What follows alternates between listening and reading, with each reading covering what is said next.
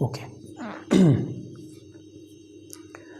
We have discussed about the projectile motion, and basically there are two type of projectile motion. There are two type of projectile, we can say. First one is the angular projectile, and second one is the horizontal projectile. Whatever we have studied in the last class, actually that is the angular projectile. If we will throw a particular projectile with a particular angle without the direction in the vertical direction, then if we will make a particular angle with horizontal surface and we will throw a projectile, then in which path it will move, we have discussed in the last class. And that projectile is the angular projectile we have discussed. Now today our topic is horizontal projectile, and in case of the horizontal projectile, in which way we can calculate all the parameters like time of flight, horizontal range, and the velocity at a particular point on the path of the projectile, those things we will study today. Okay, horizontal projectile.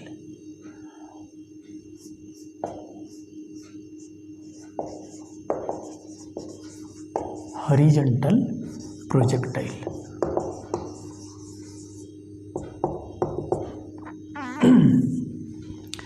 First thing we have to know what is the meaning of the horizontal projectile. Horizontal projectile का meaning क्या है actually? तो पहला चीज, suppose this is the surface of the earth we have taken. Suppose this is the surface of the earth and it is a pillar. From this pillar we have, suppose we are throwing a projectile in the horizontal direction. It means just parallel to the surface we have thrown a projectile.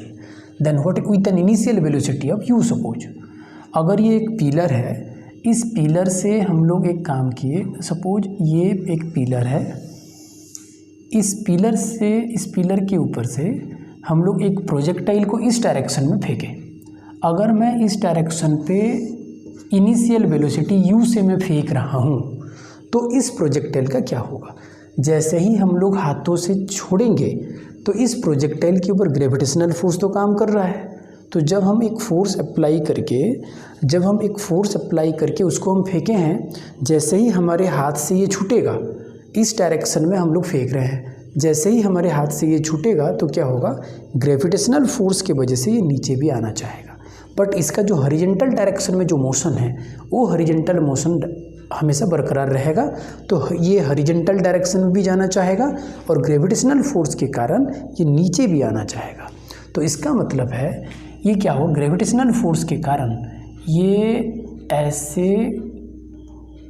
ये अब यहाँ पे जब पहुँचा, यहाँ पे इसका horizontal direction में इसका वेलोसिटी अभी भी है, बट वर्टिकल डायरेक्शन में इसका वेलोसिटी बढ़ गया थोड़ा. तो ये दोनों का जब रिजल्टेंट निकालेंगे तो ये ऐसे जाएगा, तो ये ऐसे मूव करता है ये. अब जब यहाँ पे पहुँचेगा तो इसका फिर हॉरिजॉन्टल वेलोसिटी उतना ही बरकरार रहता है, but vertical velocity again increased. Now again the resultant we can say, and it will move in this direction. तो ये ऐसे बेंड हो जाता है. तो यहाँ पे जब पहुँचेगा, again the horizontal velocity is same, vertical velocity increases again. Again when we take the resultant of these two velocities, then again we are getting this. So in this direction it will move and finally it will strike on the ground. तो ये इस तरह का motion ये follow करना start कर देगा.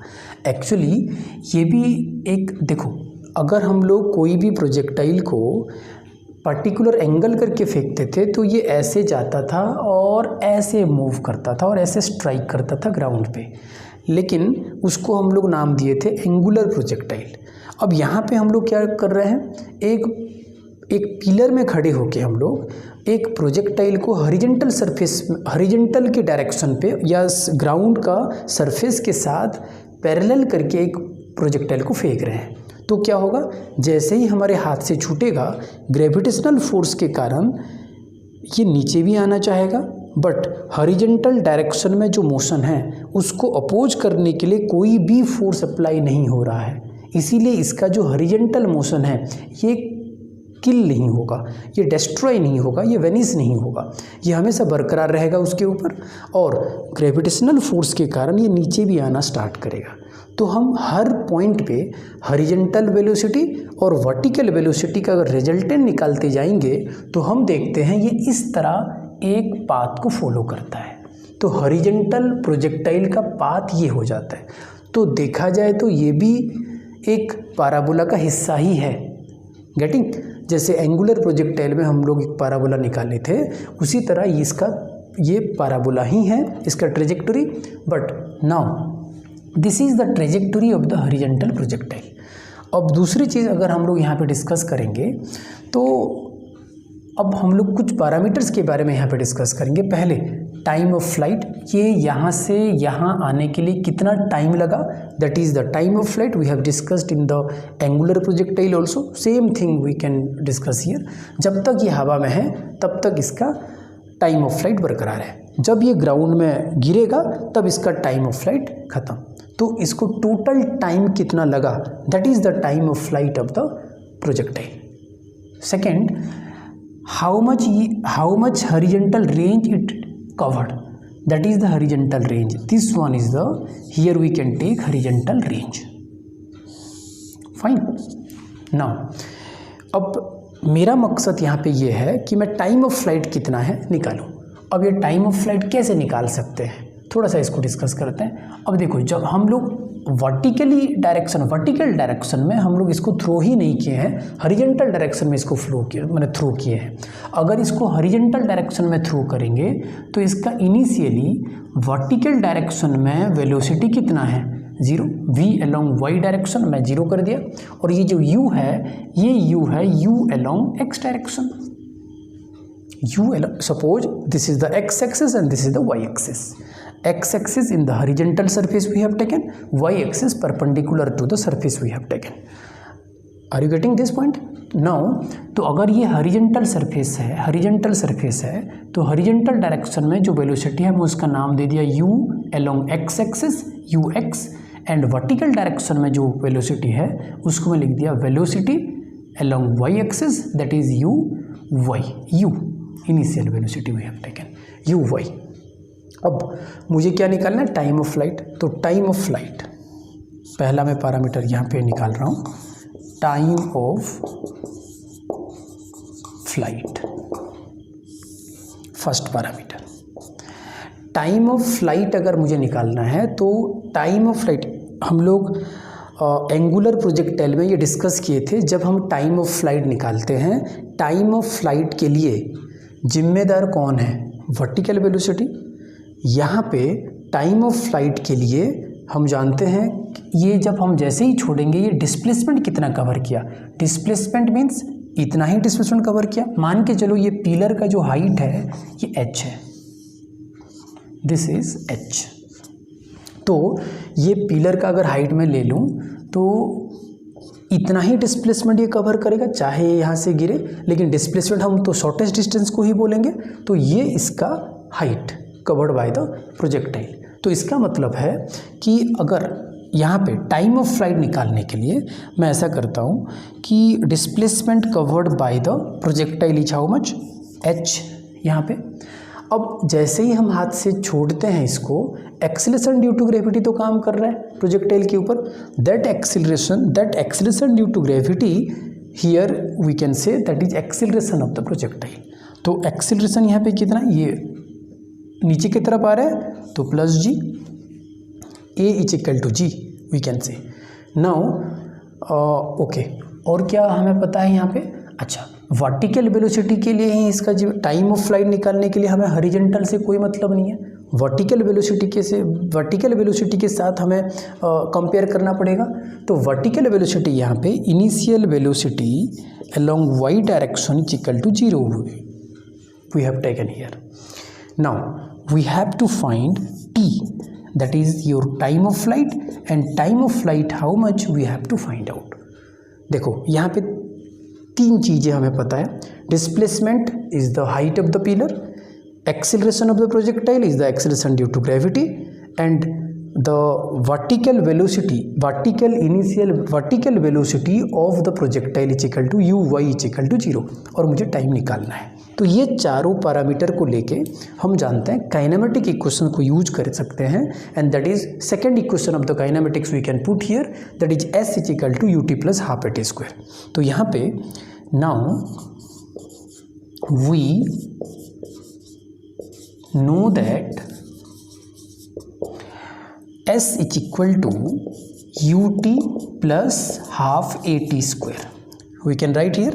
तो जो भी वैल्यू है हम उसको पुट कर लेते हैं यहाँ पे। सो this implies in case of S we can put h is equal to u along the y direction, y axis, into t, here we have taken the t is the time of flight, what we have to find out here, so capital T I am writing, plus half in case of acceleration we have to put g, to g t square।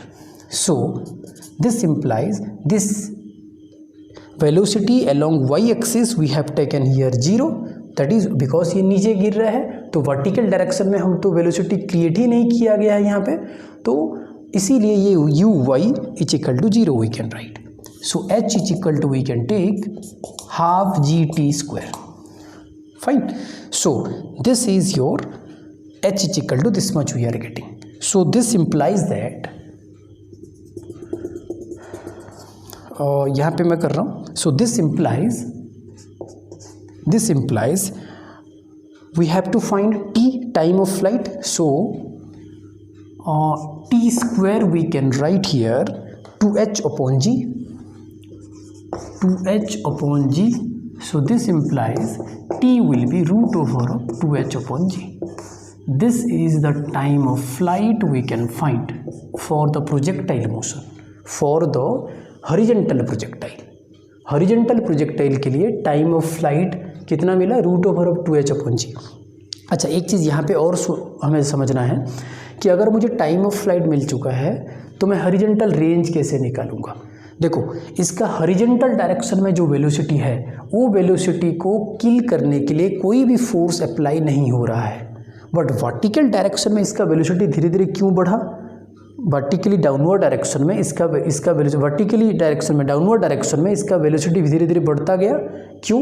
इसका reason ये है क्योंकि gravitational force इसको attract कर रहा है, इसीलिए ये वर्टिकली डाउनवर्ड वाला जो वेलोसिटी है देखो धीरे धीरे इंक्रीज़ करके लिया हूँ, और इंक्रीज होता है बेसिकली। तो यहाँ पे देखो थोड़ा सा हमें ये और सोचना है यहाँ पे कि मुझे सेकेंड पैरामीटर में आता हूँ, horizontal range, horizontal range, horizontal range को मैं कैपिटल R लिख रहा हूँ।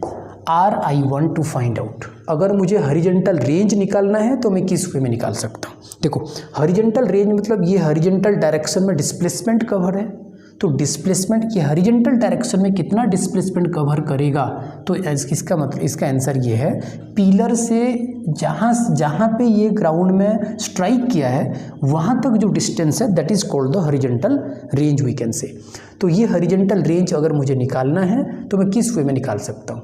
तो पहला चीज़, हॉरिजॉन्टल डायरेक्शन में जो वेलोसिटी हम लोग लिए हैं वो कितना है, u equal to u along the x axis, और सिंपल u भी हम लोग लिख सकते हैं, और गेटिंग, और इसका सबसे यहाँ से लेके यहाँ तक उसको पहुँचने के लिए कितना टाइम लगा, जो टाइम ऑफ फ्लाइट है, तो टाइम ऑफ फ्लाइट ही लगा। तो यहाँ पे मैं ऐसा लिख देता हूँ, हॉरिजॉन्टल रेंज के लिए horizontal range R is equal to we can right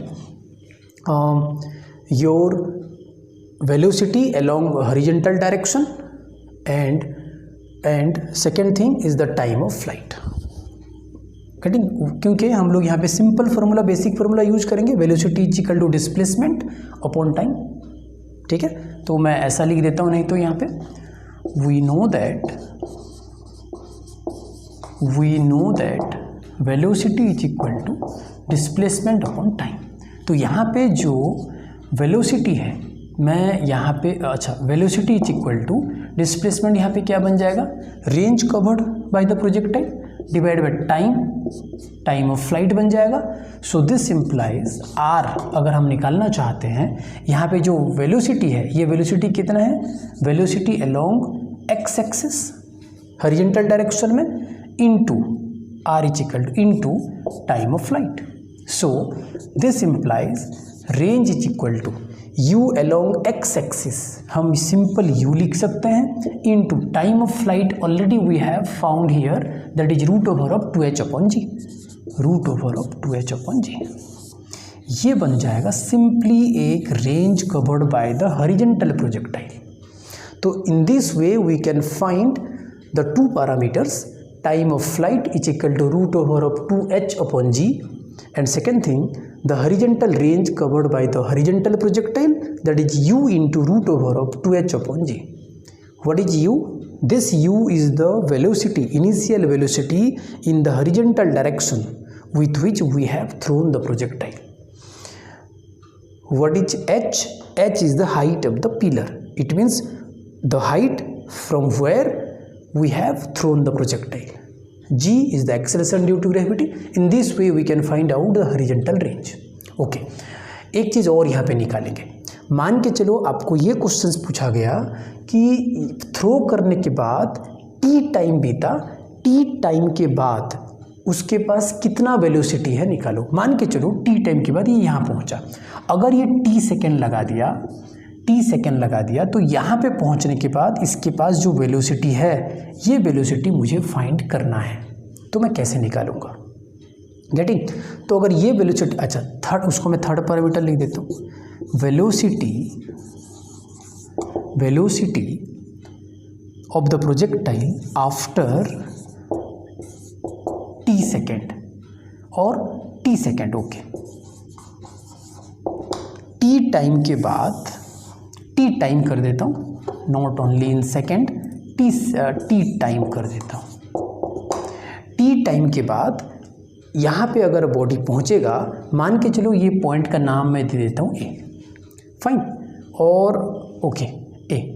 अब ये a पॉइंट में जब पहुँचा, इस जगह में इसके पास कितना वेलोसिटी था, तो हम तो ये जानते हैं इसका हॉरिजॉन्टल वेलोसिटी कहीं पे भी निकालो, इस पाथ में कहीं पे भी अगर हम लोग हॉरिजॉन्टल वेलोसिटी निकालेंगे तो ये तो u along x axis that is u होगा ही होगा, it is not changing, it is a constant.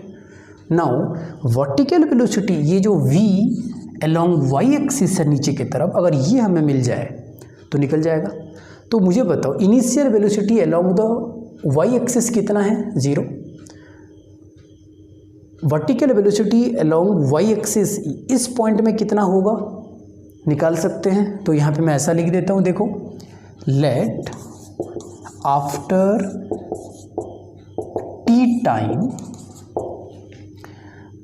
It the projectile reaches to point A point पे पहुँचा। At a the horizontal velocity is at a point, horizontal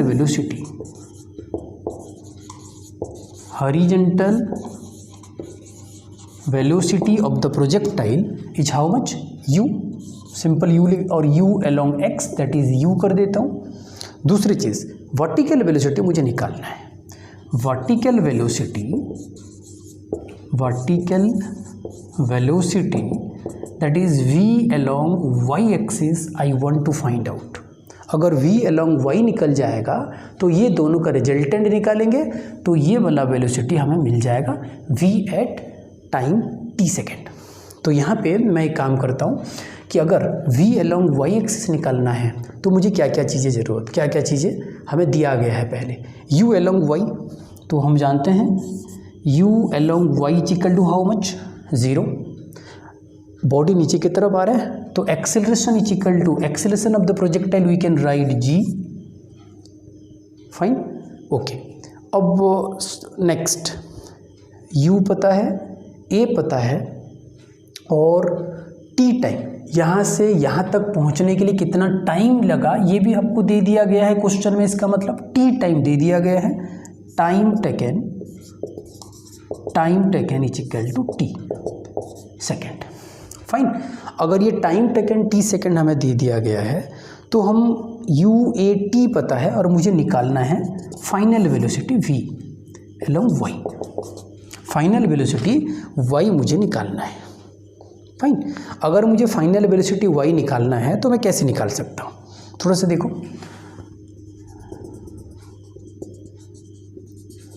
यहाँ पे थोड़ा सा हम लोग यहीं पे करता हूँ। अब यहाँ पे देखो, सो अगर मुझे तो V is equal to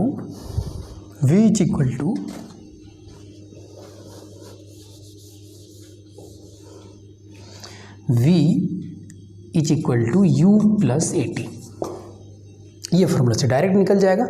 so this implies that V final velocity, that is we want to find out V along Y axis, I want to find U is the initial velocity we have taken, and this initial velocity along Y axis we know this is 0 plus A here G and T it is given in the question, that is T. So this implies that V along Y is equal to GT. This one we got Vy is equal to GT we are getting. अब अगर इसको एक काम करते हैं Vy, okay, अब देखो U along x axis हमें पता चल गया, पता है ऑलरेडी U, तो V along x एक्सिस यहाँ पे वही बनेगा जो इनिशियली हॉरिजॉन्टल मोशन था, इसके पास वेलोसिटी था। क्यों? क्योंकि इसका हॉरिजॉन्टल डायरेक्शन में जो वेलोसिटी है वो तो चेंज हो ही नहीं रहा है, तो इसका मतलब V along x axis will be that is equivalent to U along x axis and that is U. Fine, अब अगर हमें यहाँ पे ओके, और अब हमें ये भी पता चल गया, ये भी पता चल गया है। अब इस दोनों का रिजल्टेंट कैसे निकालेंगे? So resultant final velocity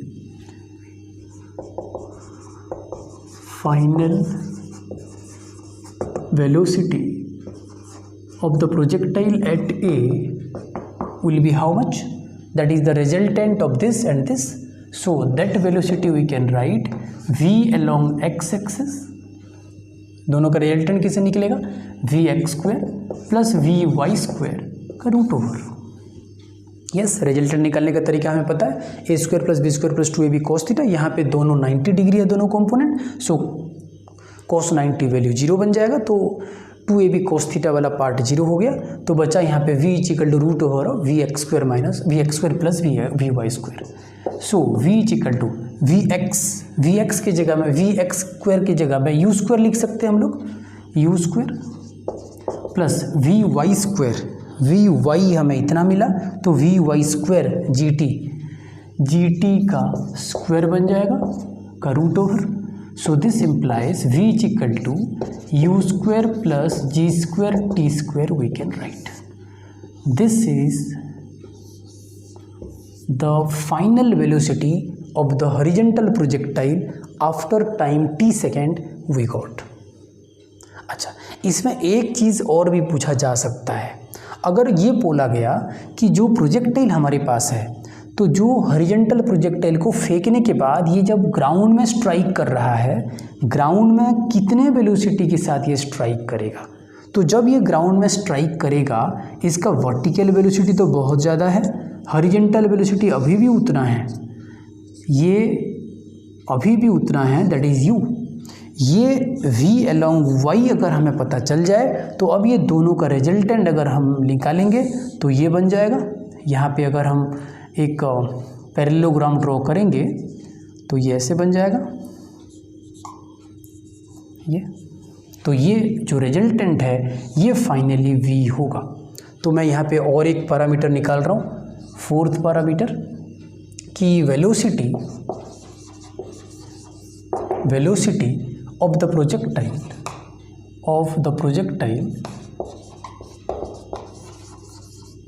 with which it strikes the ground,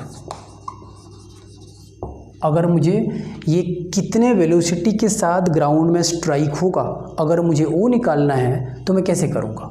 तो हमें एक चीज़ यहाँ पे समझना है कि अगर ओके, यहाँ पे हॉरिजॉन्टल डायरेक्शन में डायरेक्ट लिख दे रहा हूँ यहाँ पे, हॉरिजॉन्टल डायरेक्शन में इसका वेलोसिटी तो u है, तो यहाँ पे final velocity along x axis हम जानते हैं u है। इस केस में जहाँ पे वो स्ट्राइक कर रहा है, जिस पॉइंट पे वो आर्थ में स्ट्राइक कर रहा है, उस समय भी इसका हॉरिजॉन्टल वेलोसिटी चेंज नहीं हुआ है, बिकॉज हॉरिजॉन्टल वेलोसिटी इसका हमेशा through out the motion of the projectile it will be same. So v along x axis will be u and finally v along y axis हम कैसे निकालेंगे। अब देखो ये तो स्ट्राइक कर चुका है। अब हम लोग क्या कर सकते हैं, third equation of the kinematics को यहाँ पे यूज कर सकते हैं। क्यों? क्योंकि हम अगर ये बॉडी यहाँ से यहाँ पहुँचा तो पूरा का पूरा हाइट कवर कर चुका है। अगर पूरा का पूरा हाइट कवर कर चुका है तो पूरा का पूरा displacement covered by the projectile will be the height of the pillar. इस केस में हम लोग third equation of the kinematics को यूज कर सकते हैं। v along y axis I want to find out. v along y axis निकालने के लिए हमें क्या क्या पता है, u along y axis initial velocity in the vertical direction 0. after that acceleration of the projectile यहाँ पे how much, a is equal to g, and third v along y axis I want to find out, and the displacement covered when the body will strike the ground, then the total displacement covered by the body will be equal to the height of the pillar. That is why here the displacement covered is equal to h.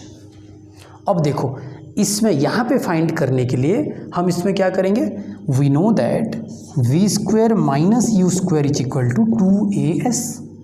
अब ये value को put कर लेते हैं। v यहाँ पे कितना मुझे निकालना है, final velocity along y axis minus u initial velocity along x axis is 0, initial velocity along y axis is equal to 0। So यहाँ पे 0 is equal to 2 into a is the g, s is the h। So finally v अलोंग y is equal to root over of 2gh we are getting. तो जो हमें ज़रूरत था v along y axis हमें मिल चुका है। अगर ये मिल गया, अब हम लोग क्या करेंगे, अब ये दोनों का रिजल्टेंट निकाल सकते हैं। अब जो दोनों का रिजल्टेंट आएगा वही आपका फाइनल वेलोसिटी बताएगा। तो final velocity, so v will be how much, v along x axis, v along x axis square plus v along y axis square का root over. So this implies v is equal to v along x u है, तो यहाँ पे u square plus v along y square यहाँ पे हम निकाल चुके हैं, that is root over of 2gh का रूट ओवर बन जाएगा, दैट इज 2gh का root over. This is your velocity with which the body will strike the ground. तो it's very important topic, entrance में पूछा जाता है, जेई में पूछा जाता है, हर जगह में ये पूछने का पॉसिबिलिटी रहता है कि अगर मैं एक प्रोजेक्टाइल को हॉरिजॉन्टल के साथ पैरेलल डायरेक्शन में अगर फेंका हूँ तो वो अगर उसको 30 मीटर पर सेकेंड स्पीड में अगर हम सरफेस के साथ पैरेलल डायरेक्शन में एक पर्टिकुलर हाइट से फेंके हैं, 50 मीटर हाइट से फेंके हैं, मान के चलो आपको क्वेश्चन में दे दिया गया कि हम 50 मीटर हाइट पिलर में खड़े हैं, जिस पिलर का हाइट है 50 मीटर, वहाँ पे हम एक प्रोजेक्टाइल को हॉरिजॉन्टल डायरेक्शन पे 30 मीटर पर सेकंड में हम लोग फेंके हैं। तो ये बताओ कि कितने वेलोसिटी के साथ वो ग्राउंड में स्ट्राइक करेगा। और दूसरी चीज़, वेलोसिटी स्ट्राइक तो क्या इसे हम निकाल दिए, root over of u square plus 2gh, लेकिन दूसरी चीज़ ये कितना एंगल करके ये ग्राउंड में स्ट्राइक करेगा, वो थीटा भी निकाल सकते हैं। कैसे निकालेंगे, यस तो ये देखो, अगर ये हमारा फाइनल वेलोसिटी हुआ, अगर ये फाइनल वेलोसिटी है, इस फाइनल वेलोसिटी के लिए ये सरफेस के साथ इतना एंगल बनाए हैं थीटा। अगर ये थीटा एंगल है तो are you getting this point, तो यहाँ पे मुझे थीटा ही डायरेक्शन बताएगा, क्योंकि अगर ये थीटा डायरेक्शन बताएगा तो इस राइट एंगल ट्रायंगल पे, दिस इज 90 डिग्री, ये राइट एंगल ट्रायंगल पे हम अगर टेंजेंट ऑफ थीटा निकालेंगे तो क्या बन जाएगा, P upon B, tangent of theta P upon B। So P upon B मतलब ये कितना है, ये V along Y है और ये क्या है, V along X है, जो कि U के साथ इक्विवेलेंट है। ये V along X है, that is u equivalent to u and this one is v along y। तो टेंजेंट ऑफ थीटा यहाँ पे मैं इसी पे लिख देता हूँ, यहाँ पे दिखेगा, यहाँ पे ओके। अब देखो अगर मैं इसका डायरेक्शन निकालूंगा थीटा निकालने के लिए, मैं यहाँ पे टेंजेंट ऑफ थीटा निकाला, टेंजेंट ऑफ थीटा निकाला।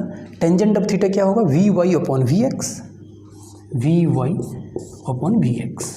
अब वी वाई ऑलरेडी निकाल चुके हैं, root over of 2gh, root over of 2gh divided by v along x axis we know that this is the horizontal velocity that is u। तो ये मिल गया आपको tangent theta. सो हमारा मकसद है थीटा निकालना, क्योंकि अगर ये कितना एंगल करके अगर ग्राउंड में स्ट्राइक करेगा ये पूछा गया है तो ये थीटा ही हमें निकालना है। तो थीटा क्या बन जाएगा, tan inverse of root over of 2gh upon u। This one we are getting. In this way we can study about the horizontal projectile. Fine. Okay. Thank you.